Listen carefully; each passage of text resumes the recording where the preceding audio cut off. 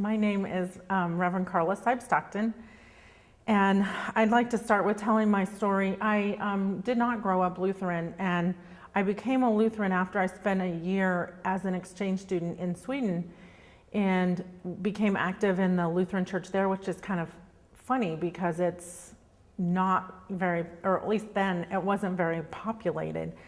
But there was a very active youth group, and I had grown up in the church, but had not taken it very seriously, promptly forgot everything that I ever learned in confirmation as soon as I got my certificate. And so when I got there and I went to this youth group and they met on Friday night and they had Bible study and they took it seriously and they had fellowship and they sang songs and prayed together and prayed for each other. It was a new experience for me, and it deepened my faith. So when I got back to the States and started college, I looked for a church, and I looked for a Lutheran church because I was so moved by that experience, and I was thankful that there was a Lutheran campus ministry at that. It wasn't on the campus, but it was one of the congregations that had their as part of their mission campus ministry. So it wasn't a dedicated campus pastor, but it worked for me. It was what they had, and it was what I needed. And through that, I became a Lutheran. And I couldn't even tell you whether it was LCA or ALC because in the course of my college years, I went to both, and they seemed the same to me as far as I could tell. And then when I was in college, I worked in the summers in camping ministry. And that's another kind of funny story because when I was a freshman in college at Western Illinois University in Macomb, I worked at a fast food restaurant that was in the student union. And I was working one morning on the griddle cooking pancakes and eggs for people. And they came up to the window and ordered at my station, and then they would go to another place and pay. And so these two people came up and they ordered eggs and they ordered pancakes, and I was having a terrible time with the batter. I never had a good time making pancakes, but that day, I don't know, for some reason, I was having a bad time. And when the one person ordered pancakes, I must have said something like, "Oh, I wish you wouldn't," because they said, "Why?" So then I had to engage them in conversation, and it come to find out they were from the Lutheran Outdoor Ministry Center in Oregon, Illinois, and they were there for a job fair that I had not heard was happening, and they were hiring for their summer staff. And so I finally got them some edible pancakes, and they went on their way. But later that day, I thought, instead of going back to the farm in Donaldson for the summer, I should look into being a camp counselor. And so I went up to the job fair to look around, not only at that, but I ended up at their table, and the more I heard about that camp, the more I thought, that's where I want to work. So I did, and I worked under Reverend Jack Swanson, and he was terrific, taught me that I could talk about the Bible and teach children and care about the environment, and totally inspired me. And that sense that I too could be a leader in the church was ignited in that camping ministry. So I went back every summer. I was on the camp staff for 2 summers, and then I was on what's called the trip staff the 3rd summer. And so I actually I did that 2 summers. So I must have gone there 4 summers. Anyway, led kids on backpacking and canoe trips to Canada and New England and Colorado, mostly high school students, and out of that grew this sense of a desire to work with the young people of the church, and so I ended up going into youth ministry and then on into ordained ministry, which is a story I told in a different session. But the interesting thing is that I ended up as a Navy chaplain, and some people have called the Navy the world's largest youth group or young adult group because most of the sailors are frankly under 25. Yes, there are older sailors and Marines and officers, the career folks, but the junior enlisted folks in both the Navy and the Marine Corps make up the bulk of the workforce. And so these are folks that are making their own way for their first time away from home. They are figuring out what it means to be an adult in America today.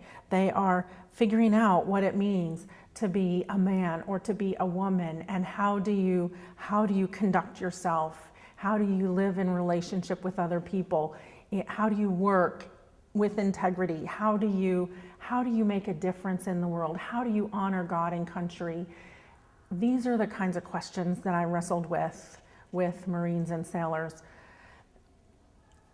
When I served at boot camp for the Marine Corps in San Diego, serving with recruits, I would often get asked the question, Chaplain, I know that I want to be a Marine because what the Marines stand for, but I also don't know how to reconcile the 10 Commandments. How do you live with do not kill when you're in the military? And wrestling with that question was an opportunity to give them a sense of God's grace, God's love, God's goodness, and their belovedness as a child of God. And the fact that I had been taught that it really meant do not murder was a great gift to them, because they did not know how to read the Bible with anything but the words that it said on the page.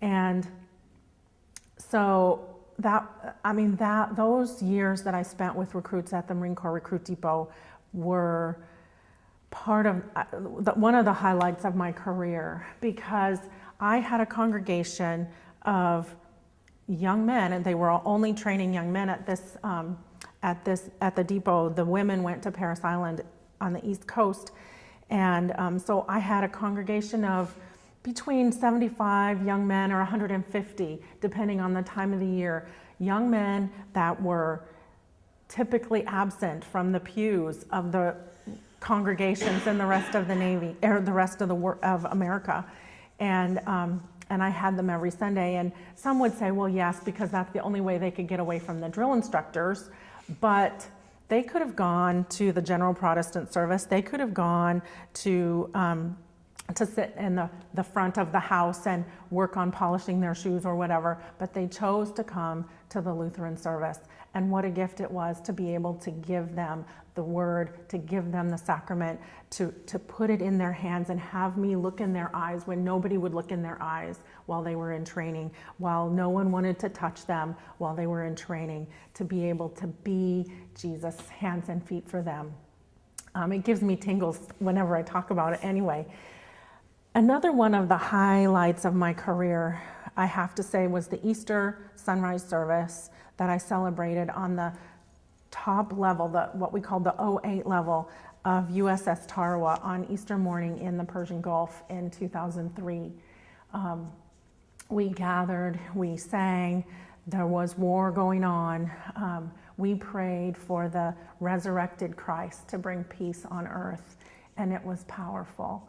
And I am so thankful that the church honored my call into the military chaplaincy and sent me there to bring the gospel to those Lutherans and those others, those that didn't have any church, or those that had a church that didn't teach them about grace. What a tremendous gift, and I am so thankful I had that opportunity to serve.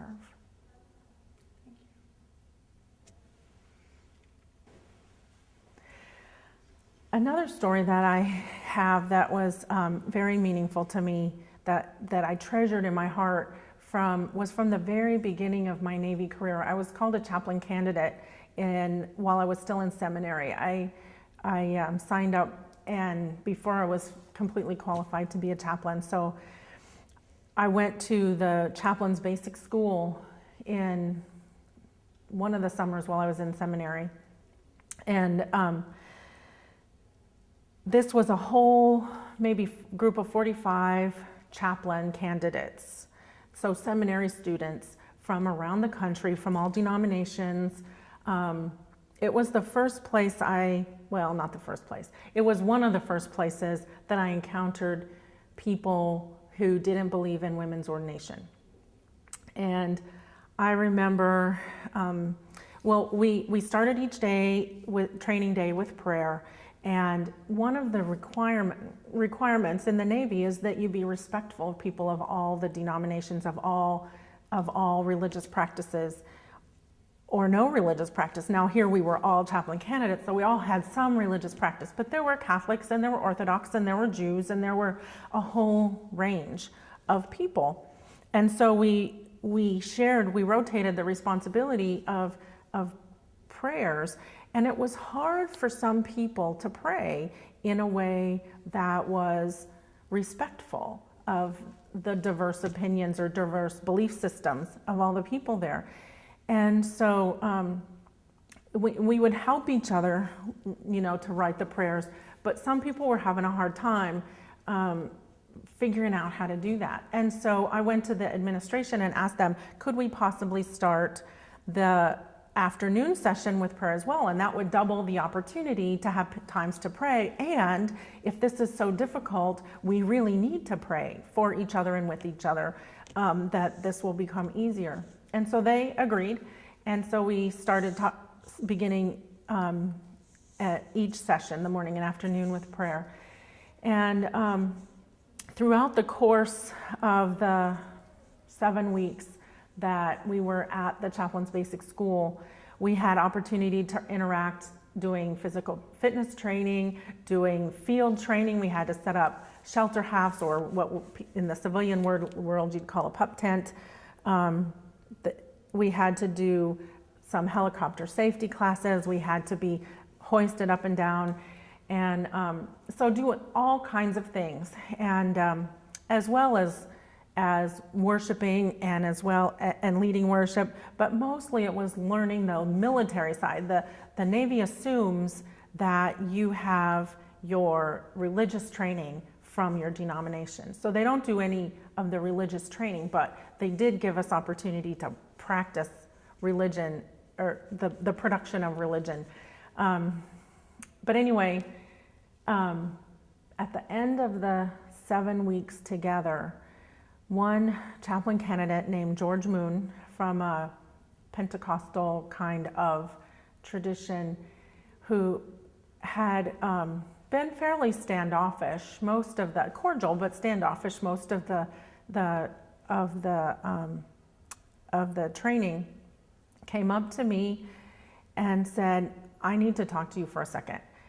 But he says, I don't want anybody else to hear. And it's like, what in the world? And he pulled me aside and he said, I have to tell you something, and I don't know how I'm going to reconcile this when I go back home. He said, I come from a tradition that doesn't believe in the ordination of women. We don't believe that that the Spirit will call a person to ordination, but I can clearly see the Spirit has called you to be in this position, to be a chaplain, to be a pastor of the church and a leader of the church, and I don't know what to do with that. So we had a really powerful conversation about that and prayed, and I don't know where he went from there. I wish I knew, but I don't know where he went from there, and it's not mine to know, but it's just mine that was a moment in his life, and hopefully, in my mind, a turning point for him in his growth and the expression of his faith and his understanding of what God can or cannot do, and what the Spirit will or will not do.